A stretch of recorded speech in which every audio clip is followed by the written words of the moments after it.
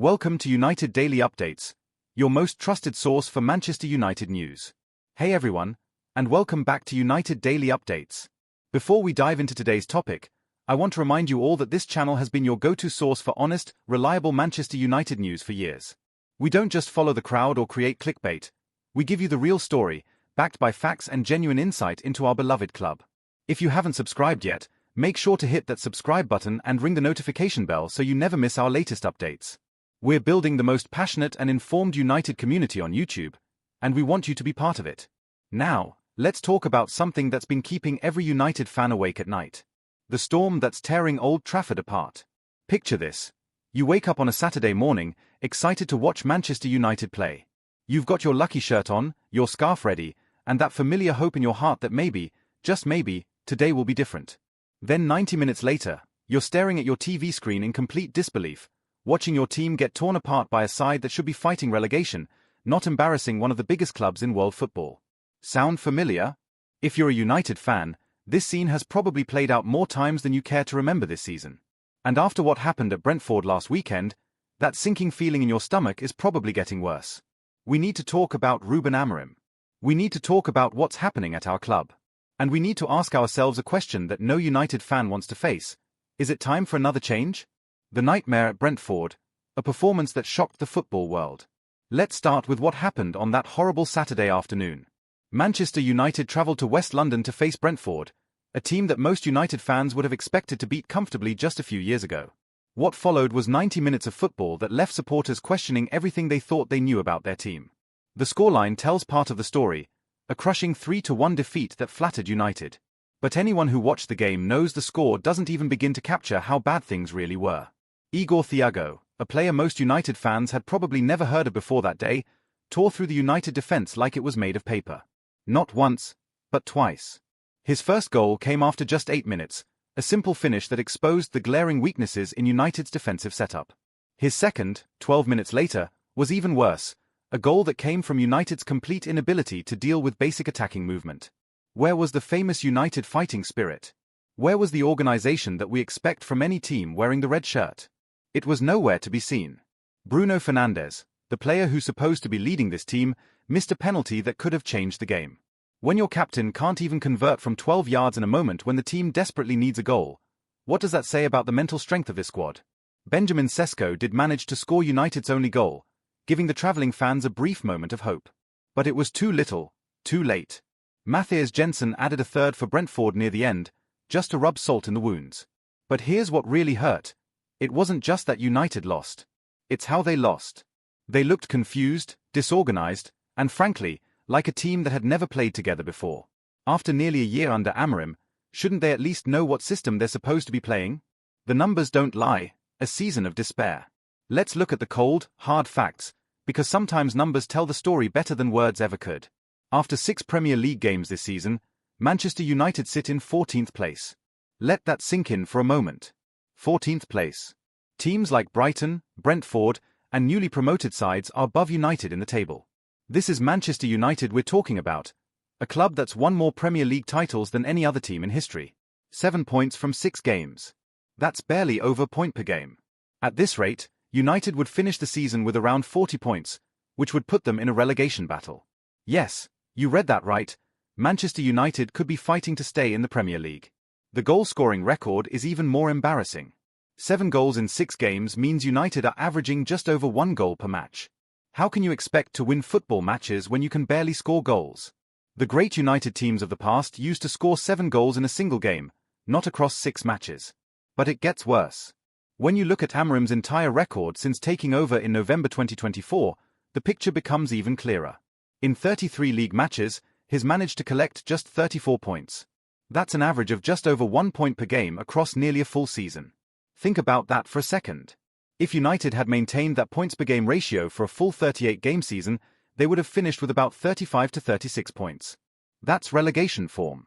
That's not just bad for Manchester United standards, that's bad for any Premier League team. The Amorim experiment. When hope turns to disappointment. When Ruben Amorim was announced as Manchester United manager back in November 2024, there was genuine excitement among the fanbase. Here was a young, innovative coach who had done incredible things with Sporting CP. He'd won league titles, played attractive football, and seemed to represent everything that modern football management should be about. The appointment made sense on paper. Amorim had a clear tactical philosophy, he was known for developing young players, and he had the kind of fresh ideas that United desperately needed after years of disappointing results under previous managers. But football isn't played on paper, is it? From almost the very beginning, there were warning signs that things weren't going to plan. The famous 3-4-3 system that had worked so well in Portugal seemed to confuse United's players. Simple passing moves broke down. Players looked like they were running through treacle. The high-energy pressing game that Amorim was known for never materialized. Month after month, United fans kept waiting for the breakthrough moment. They kept telling themselves that it takes time to implement a new system, that the players just needed more time to understand what the manager wanted from them. But how much time is enough? We're now 10 months into the Amorim era, and if anything, United look worse than they did when he first arrived. The players seem more confused, not less. The tactical system looks more disjointed, not more organized. And the results have gotten progressively worse. The question that's haunting Old Trafford right now is simple.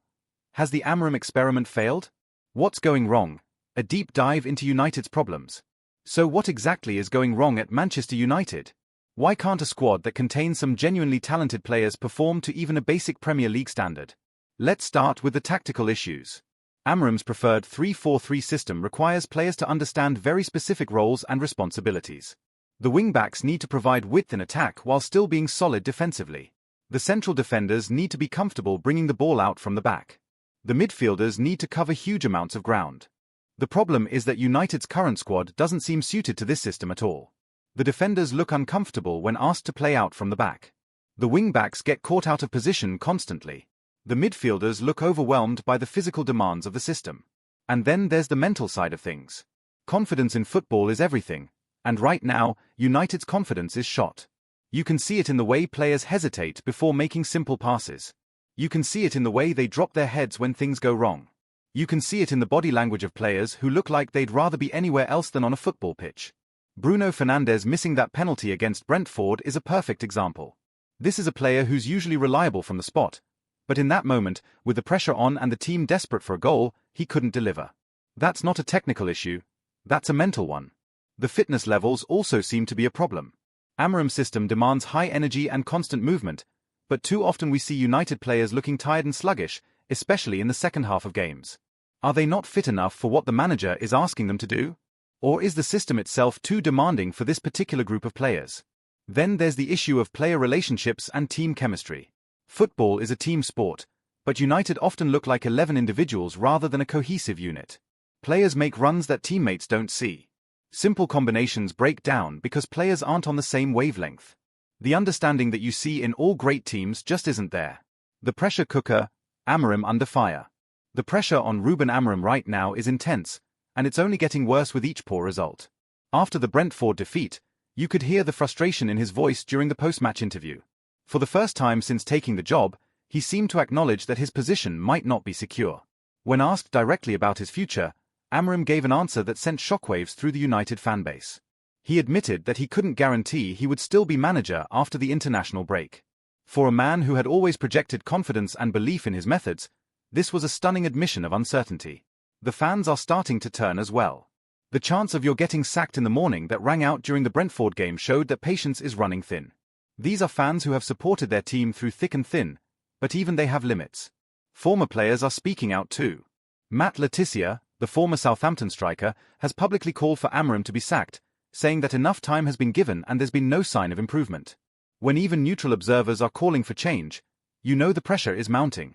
The media scrutiny is relentless. Every tactical decision is questioned. Every team selection is analyzed to death. Every post-match comment is dissected for signs of a manager losing control. That's the reality of managing Manchester United. When things go wrong, the spotlight becomes blinding. The board's dilemma: to sack or not to sack. Sir Jim Ratcliffe and the United board find themselves in an incredibly difficult position. On one hand, they invested heavily in bringing Amorim to the club, and sacking another manager would represent another expensive failure in their attempts to rebuild United. On the other hand, the current trajectory is clearly unsustainable. United cannot afford to spend another season fighting relegation. The financial implications alone would be catastrophic, never mind the damage to the club's reputation and standing in world football. There are reports that Ratcliffe has already been in contact with potential replacement managers. Gareth Southgate's name has been mentioned, which would represent a completely different approach, a more pragmatic, results-focused appointment rather than the progressive, attacking philosophy that Amorim was supposed to bring. The timing of any potential change is crucial. Do they act now, during the international break, and give a new manager time to work with the squad? Or do they persist with Amorim and risk the season spiraling completely out of control?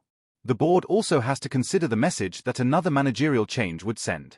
United have now been through multiple managers in recent years: Van Gaal, Mourinho, Solskjaer, Rangnick, Ten Hag, and now potentially Amorim. At what point do they stop blaming the managers and start looking at deeper structural problems within the club? But perhaps the most important question is this: can they really afford not to act? With United sitting in 14th place and showing no signs of improvement, doing nothing might be the biggest risk of all. What the fans are saying: a fanbase divided. The United fanbase right now is more divided than it's been in years. Walk into any pub before a United game, check any fan forum, or scroll through social media, and you'll find passionate arguments breaking out between supporters who can't agree on what needs to happen next. One group of fans believes that Amorim deserves more time. They point to the fact that it takes time to implement a new tactical system, especially one as complex as the 3-4-3 formation he prefers. They argue that the squad he inherited wasn't suited to his methods and that it will take several transfer windows to get the right players in. These fans also point to examples of other managers who struggled initially before finding success.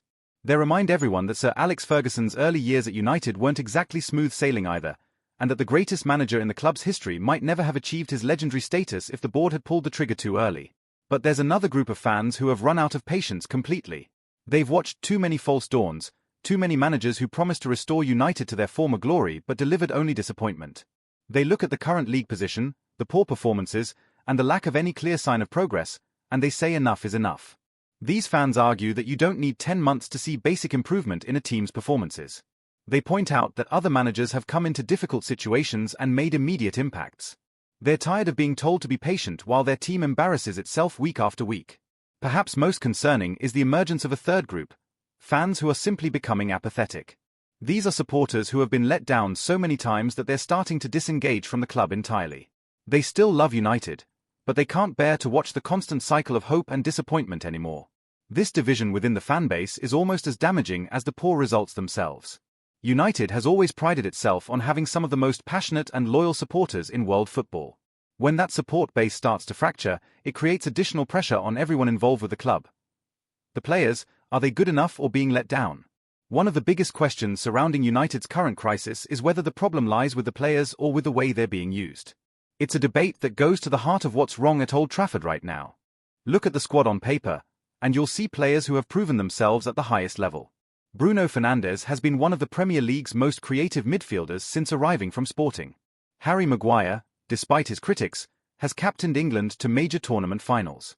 Marcus Rashford has scored over 100 goals for United and has represented his country at World Cups. These aren't amateur players. These aren't journeymen who found themselves out of their depth. These are international footballers who have succeeded at the highest level of the game. So why do they look so lost when they put on a United shirt? The answer might lie in how they're being asked to play. Football is a game of confidence and understanding, and right now, United's players look like they have neither. When a tactical system is too complex or doesn't suit the players available, it can make even good footballers look terrible. But there's also a question of mentality and character. Great players find ways to perform even when circumstances aren't perfect. They adapt, they fight, they refuse to accept defeat. Too often this season, United's players have looked like they've given up before the game is even over. The penalty miss by Bruno Fernandes against Brentford is a case in point. As the team's captain and one of their most experienced players, he should be the one stepping up in big moments. Instead, he crumbled under pressure at a time when his team desperately needed him to deliver. Then there are the players who seem to have completely lost their way. Rashford, once considered one of the brightest young talents in English football, has looked a shadow of his former self for months. His confidence appears shot, his decision-making has been poor, and his body language suggests a player who's struggling mentally. The truth probably lies somewhere in between. United have some good players who are being poorly used within a system that doesn't suit them, while also lacking the mental strength and character to overcome the tactical issues through sheer determination. Historical context. How bad is this really? To understand just how serious United's current situation is, it's worth looking at it in historical context. Manchester United is a club that has experienced both the highest highs and the lowest lows in football. So where does this current crisis rank? In terms of league position, sitting 14th after 6 games represents one of the worst starts to a Premier League season in the club's modern history. Even during the difficult transition period after Sir Alex Ferguson's retirement, United rarely found themselves this low in the table this early in a season. The points total after 6 games, just 7 points, is genuinely shocking for a club of United stature. To put this in perspective, when United were struggling under David Moyes in 2013-14, they had more points at this stage of the season.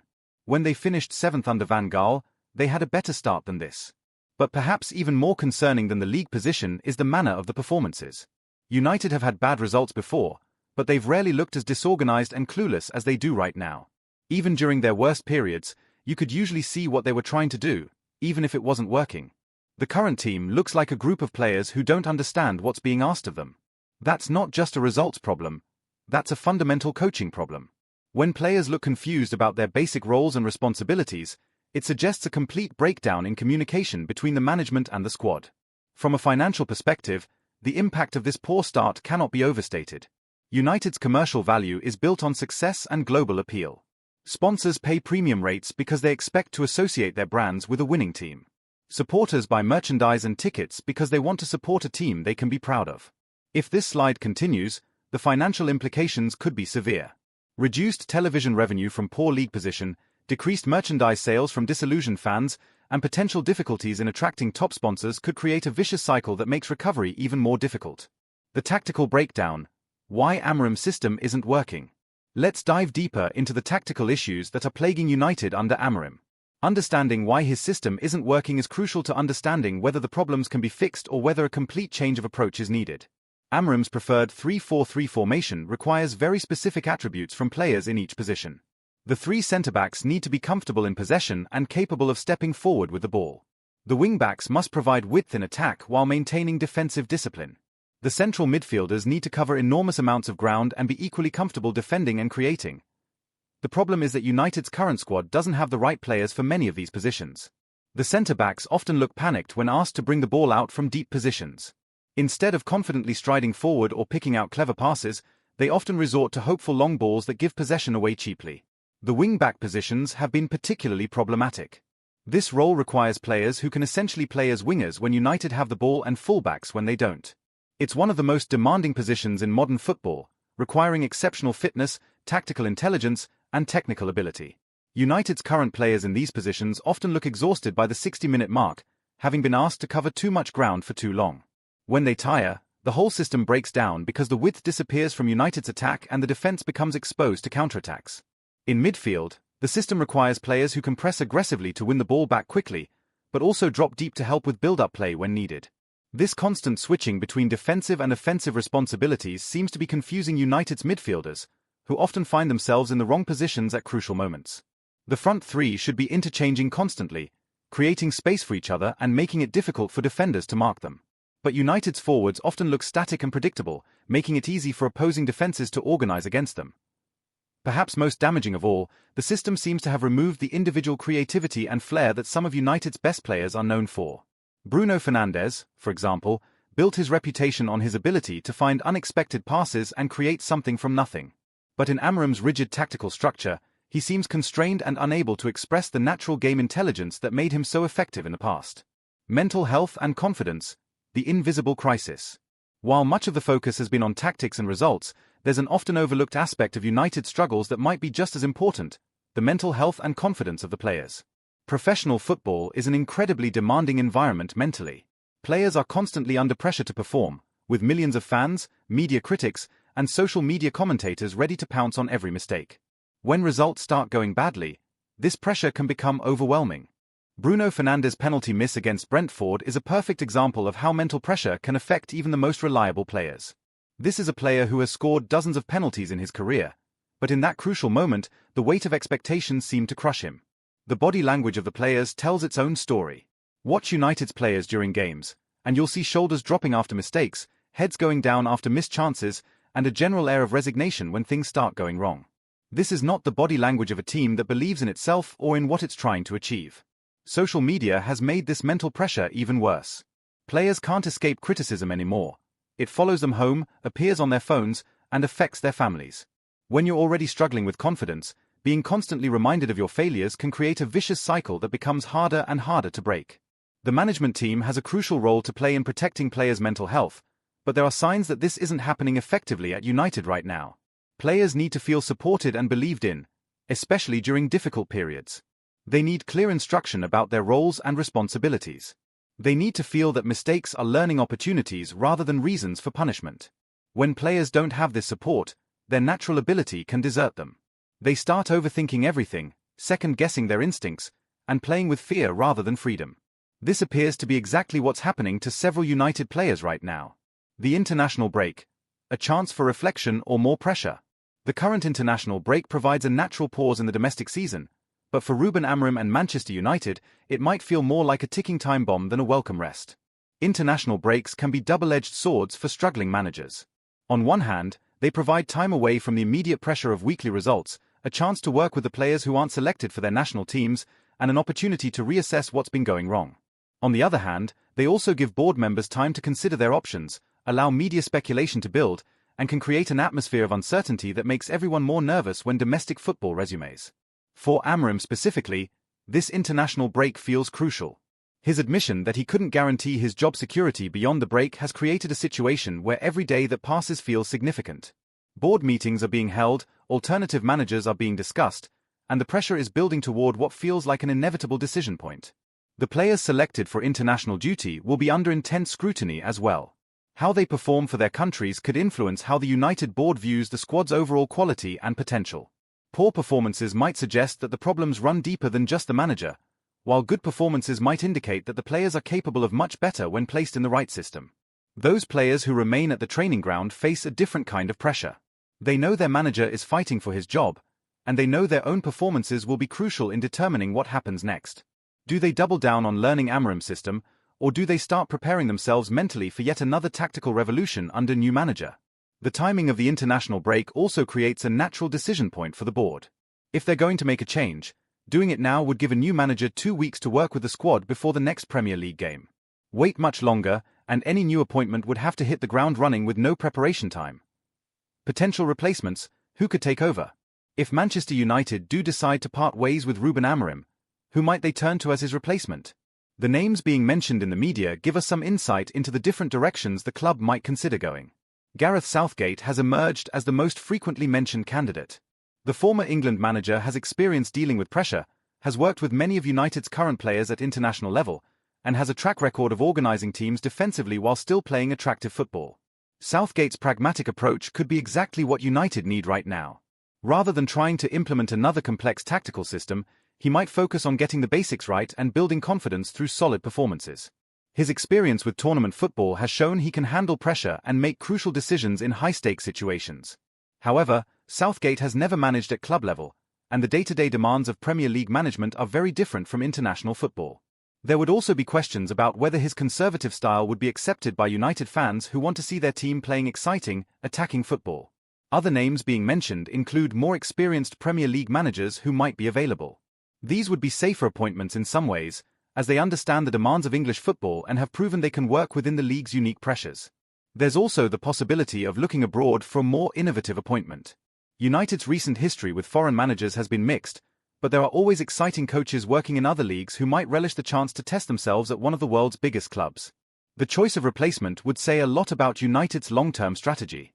Do they want a safe pair of hands to steady the ship, or another ambitious appointment who promises to revolutionize how the team plays? Do they prioritize experience over innovation, or are they willing to take another calculated risk? Perhaps most importantly, whoever comes in would need to quickly identify what's salvageable from the current squad and what needs to be completely rebuilt. That's a huge task that would require not just tactical knowledge but also excellent man management skills and the ability to rebuild confidence in a group of players who have been through multiple failed projects. Lessons from history: what other clubs' experiences tell us. Manchester United aren't the first big club to find themselves in this kind of crisis, and looking at how other teams have handled similar situations might provide some insight into the best path forward. Liverpool's transformation under Jurgen Klopp provides one model for recovery. When Klopp arrived, Liverpool were also struggling and had been through multiple managers without finding success. But Klopp was given time to implement his methods, the club backed him in the transfer market, and gradually they built something special. The key difference was that even during Liverpool's difficult early period under Klopp, you could see what they were trying to achieve. The tactics made sense, the players seemed to understand their roles, and there was visible progress even when results weren't immediately forthcoming. Arsenal's recent recovery under Mikel Arteta offers another example.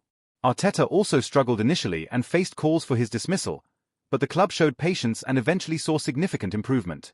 Again, though, there were signs of progress even during the difficult periods, clear tactical patterns, individual player development, and a gradual building of team spirit. The contrast with United's current situation is stark. It's difficult to identify what Amorim is trying to achieve tactically, there's little evidence of player development, and the team spirit appears to be getting worse rather than better. Chelsea's frequent managerial changes provide a different model, showing that sometimes short-term appointments can be effective if they're made at the right time with the right person. But Chelsea's approach has also led to instability and inconsistency that many would argue has prevented them from reaching their full potential. The lesson from other clubs seems to be that patience can be rewarded, but only when there are genuine signs of progress being made. When a manager's methods clearly aren't working and there's no indication that time will solve the problems, delayed action often makes the situation worse rather than better. The financial impact. Money talks in modern football. The financial implications of United's current crisis extend far beyond just the cost of potentially replacing another manager. In modern football, success on the pitch directly translates to financial health, and United's poor performance is starting to affect their bottom line. Television revenue in the Premier League is partially based on final league position, so United's current 14th place could cost them millions in prize money at the end of the season. Champions League qualification, which seemed like a minimum expectation at the start of the season, now looks highly unlikely, which would mean missing out on the significant revenue that European competition brings. Commercial partnerships are also at risk. United sponsors pay premium rates because they expect to be associated with success and global visibility. If United continue to struggle, future sponsorship deals might be worth significantly less, and current partners might start to question whether they're getting value for their investment. Season ticket sales and merchandise revenue could also be affected if fans start to lose interest. United have one of the most loyal fan bases in world football, but even the most dedicated supporters have limits. Empty seats at Old Trafford and declining merchandise sales would send a powerful message about the disconnect between the club and its supporters. The cost of player recruitment might also increase if United's reputation continues to suffer. Top players want to join clubs where they can win trophies and compete at the highest level. If United are seen as a struggling club rather than an elite destination, they might need to pay higher wages to attract the same quality of player. Perhaps most concerning is the impact on the club's overall valuation. Manchester United is a publicly traded company, and poor performance affects share prices and overall market valuation. This could limit the resources available for investment in players and facilities, creating a vicious cycle where financial problems make sporting problems worse. The Glazer family, United's owners, are ultimately business people who care about the financial performance of their investment. If the sporting decline starts to seriously affect the club's commercial value, they might be forced to make changes they would otherwise prefer to avoid. Fan culture and identity. What makes United special? Throughout all of this tactical analysis and discussion of results, it's important not to lose sight of what makes Manchester United special as a football club. United's identity has been built over decades of history, tradition, and a special relationship with their fans. The culture at United has always been about more than just winning games. It's about playing the game the right way, developing young players, and never giving up even when things look hopeless. Sir Alex Ferguson embodied these values during his legendary tenure, but they existed long before him and should continue long after. Part of what makes the current crisis so painful for United fans is that the team doesn't seem to embody any of these traditional values. They don't play with the attacking flair that United teams are known for. They don't show the fighting spirit that has characterized the club during difficult periods in the past. They don't seem to have the mental strength that United players are supposed to possess. The connection between the team and the fans also seems weaker than it has been for years. Old Trafford, once famous for its incredible atmosphere, has often been subdued this season. The famous Theatre of Dreams nickname feels sadly ironic when the dreams on offer are mostly nightmares. But United's fan culture remains strong despite the team's struggles. The travelling support at Brentford, despite the terrible performance they witnessed, showed the loyalty that makes United fans special. These supporters deserve better than what they're currently seeing, but they continue to follow their team with hope that things will improve. The club's global fan base is also feeling the pain of this poor period. United supporters around the world have invested emotionally in the club, often staying up late or getting up early to watch games, only to see their team embarrass itself repeatedly. This global community deserves acknowledgement and respect from those running the club. Recovery for Manchester United needs to be about more than just improving results. It needs to be about reconnecting with the values and identity that made the club special in the first place. That means playing attacking football, showing character in difficult moments, and remembering that representing Manchester United should be considered a privilege, not a burden. The Youth Academy, a glimmer of hope? While the first team struggles, one potential bright spot for Manchester United is their famous Youth Academy. The club has a proud tradition of developing young players, and there are always talented prospects coming through the system who might offer hope for the future. The success of the Youth Academy provides evidence that there isn't something fundamentally broken about Manchester United as an organization. Young players are still choosing to join the club, they're still developing under the guidance of academy coaches, and some are still making the step up to professional football. This raises interesting questions about why the academy seems to function effectively while the first team struggles so badly. Is it because the pressure is different at youth level? Is it because the coaching methods are more suited to the players? Or is it because the academy has maintained the traditional United values while the first team has lost its way? There might be lessons the first team could learn from the academy's approach.